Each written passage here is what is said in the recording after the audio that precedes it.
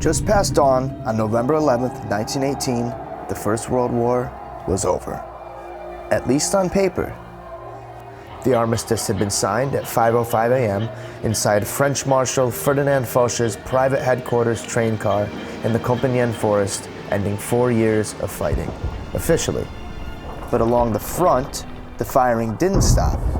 Orders required hostilities to continue for 6 more hours, until exactly 11 o'clock. The delay was meant to give time for the news to reach every unit along the front line, and to give the war the symbolic ending its leaders wanted, the 11th hour of the 11th day of the 11th month.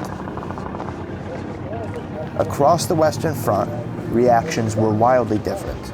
Some units were exhausted and relieved, convinced the war was finished no matter what the clock said, no reason to fire another shot.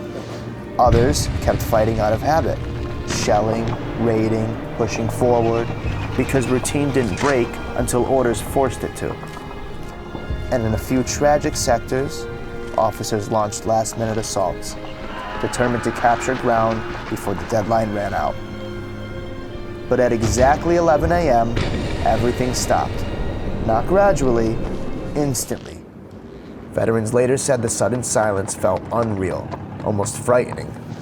Men who had been trying to kill each other that same morning now climbed out of their trenches, despite orders to stay put, walked into no man's land, shook hands, exchanged small keepsakes, and finally met as human beings.